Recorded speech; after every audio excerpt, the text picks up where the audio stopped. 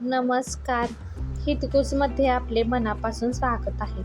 आज आपण पराक्रमी असे असणारे छत्रपती संभाजी महाराज यांच्याबद्दलच्या काही अज्ञात पण रंजक असलेल्या गोष्टी, जसे की त्यांनी 14व्या वर्षी ग्रंथलेखन, त्यांचे घोडदळ, अष्टप्रधान मंडळ, तसेच त्यांचे धोरण याविषयी आज आपण माहिती जाणून घेऊया. शिवबांचा छावा, धर्मवीर, स्वराज्य रक्षण करते, संस्कृत भाषेचे पंडित आणि अशी अनेक नामाबिरुदे मिरवणाऱ्या छत्रपती संभाजी महाराज यांचा बलिदान दिन आहे.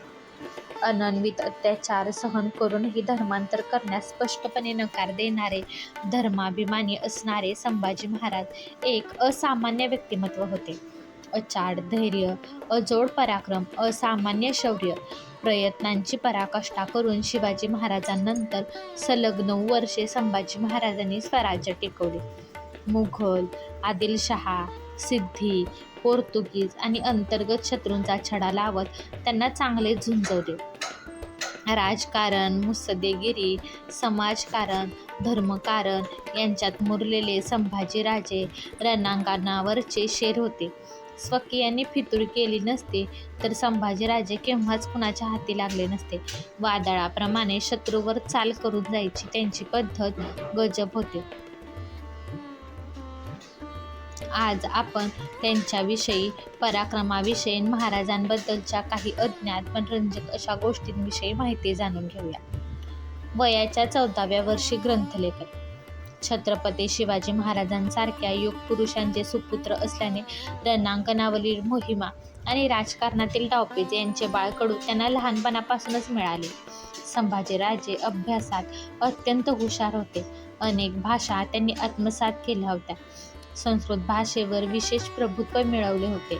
वयाच्या अवघ्या 14व्या वर्षी बुधभूषण राजनीती हा संस्कृत ग्रंथ लिहिला. याशिवाय नायिका भेद, नखशिखा, 7 शतक या ग्रंथांची निर्मिती केली. संभाजी महाराजांचे सल्लागार म्हणून ओळखल्या जाणाऱ्या कवी कलश यांच्याशी राजांची मैत्री ही साहित्यामुळे अधिक घट्ट झाली असे सांगण्यात येते.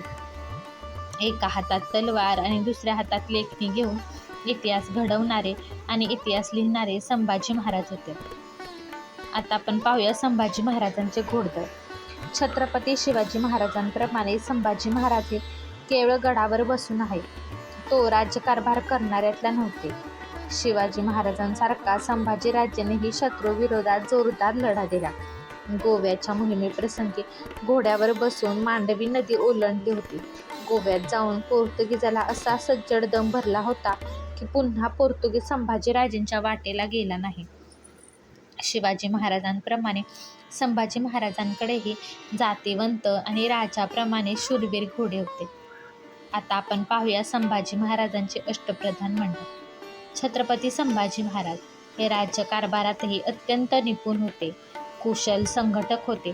शिवाजी महाराजांप्रमाणे छत्रपती झाल्यावर संभाजी महाराजांनीही अष्टप्रधान मंडळाची नियुक्ती केली होती. यामध्ये पंतप्रधान म्हणून निळोपंत पिंगळे, चिटणीस म्हणून बाळाजी आवजी, सेनापती म्हणून हंबीरराव मोहिते, न्यायाधीश म्हणून प्रल्हाद निराजे, पंत सुमंत म्हणून जनार्दन पंत, पंडितराव दानाध्यक्ष म्हणून मोरेश्वर पंडितराव, पंत सचिव म्हणून आबाजी सोनदेव, पंत अमात्य म्हणून दत्ताजी पंत, पंत अमात्य म्हणून अण्णाजी दत्तो यांना नेमले होते.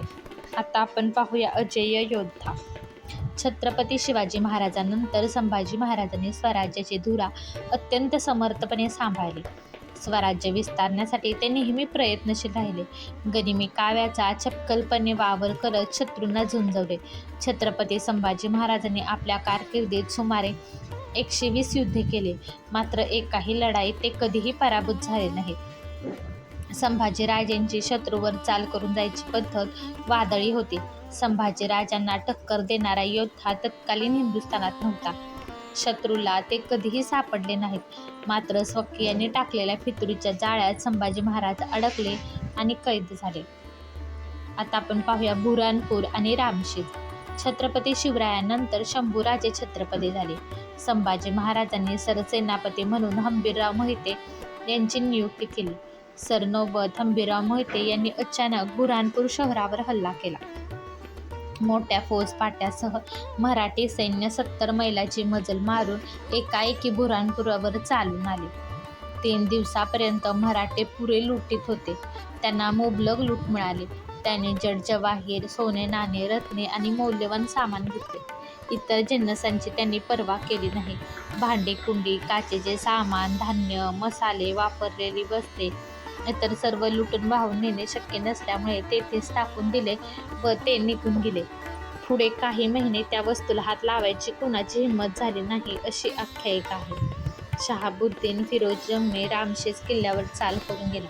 हा किल्ला सहज हस्तगत करता येईल असा मोगलांचा समज होता. मात्र संभाजी महाराजांनी या किल्ल्यावर रसद पोहोचवण्यासाठी खास तुकडी तैनात केली होती. मराठ्यांनी कडवी झुंज देत हा किल्ला 5 वर्षे झुंजवत ठेवला. धार्मिक धोरण करते संभाजी महाराज. संभाजी महाराजांनी हिंदू धर्मासाठी भरपूर कामे केली. एवढेच नव्हे तर संभाजी महाराजांच्या धार्मिक धोरणांवरील छत्रपती शिवाजी महाराज यांचा ठसा कोरलेला आढळतो.